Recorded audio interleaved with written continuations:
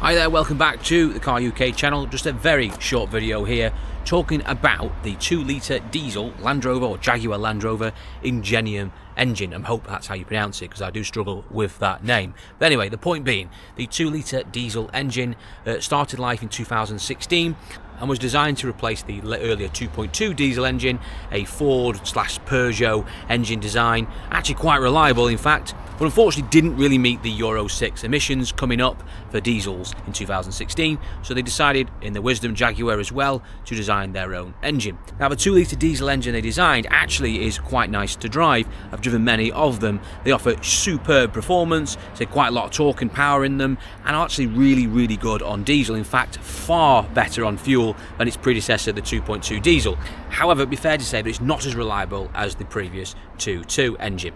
But these engines are fitted into lots of Jaguar Land Rover products from 2016 onwards, the Evoque, the F-Pace for example being the two most common.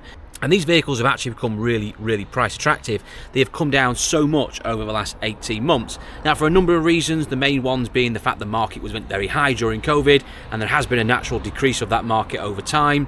But the Jaguar Land Rovers have been more affected by the fact that insurance premiums have gone up for them. A lot of them were being stolen as well due to poor security issues with the vehicles. They're being pinched off people's drives. That puts premiums up, and in fact in some cases some people couldn't even get insured on them at all. But maybe you're still looking to buy a 2-litre diesel Jaguar Land Rover product and you want some very basic pointers about what you should be looking out for when buying one. Now this isn't an in-depth video, it's literally just going to be a couple of minutes just to show you the very basic things that I do when I'm looking at buying a Jaguar Land Rover product with the 2-litre diesel Ingenium engine fitted. So let me quickly show you on a F-Pace that I've got here currently, and I can give you an idea of what you should be looking for, the very basics when looking to buy one of these, whether it's in an auction environment, which if you're doing that is very brave, or maybe more likely from a dealer or private ownership. Okay, so we've got a beautiful F-Pace here for me to show you on what you need to be looking out for. Now, the first thing you want to be looking out for on an F-Pace with two, well, there's a number of issues, but the two we're going to focus on, the two the most likely that you're going to be wanting to look for because they're most expensive to deal with. One is DPF issues and the other one is timing chain issues, particularly vehicles pre-2020. I'm not saying there isn't timing chain issues on vehicles past 2020, but they did change the chains on that point, and it seems to be less common on 20 onwards. I'm not saying it doesn't happen, but I haven't seen that many. Prior to 20 it seems to be the main sticking point. So when you look at one of these, you need to start it up from cold. You need to have a cold start. If it's warm, it's pretty much pointless, because when it's warm, it's already been running, it's already got oil going around it, the tension has already come out, and it might not be that obvious. You could start it up and it sounds absolutely lovely, but when you come to it the next day and it's got a cold start on it, it could clatter into life and you think, what's that? You get a noise, a rattling noise for a few seconds. That is the sign that a chain is starting to go, and that's going to get worse. Eventually the chain will become so stretched that it actually can fail, and actually seeing the guides and stuff actually fail on these.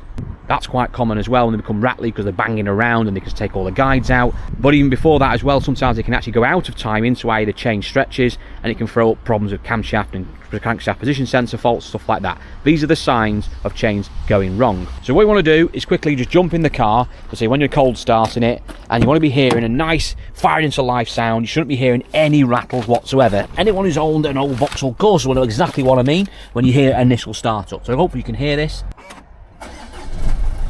So it's fired into life. We've got no clanging, we've got no clattering or anything like that. There's no noises for a few seconds and then dissipates. None of that going on. It shouldn't sound like this.